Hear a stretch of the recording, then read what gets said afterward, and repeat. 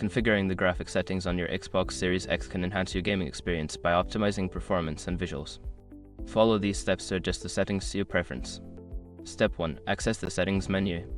Navigate to the home screen of your Xbox Series X and press the Xbox button on your controller. Scroll down to the Profile and System tab, then select Settings.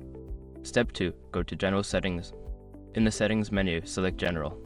This will open a submenu where you can find various options related to your console's performance. Step 3. Select TV and Display Options. Within the General Settings, choose TV and Display Options.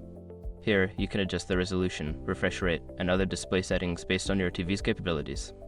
Step 4. Adjust video modes. In the TV and Display options, scroll down to Video Modes.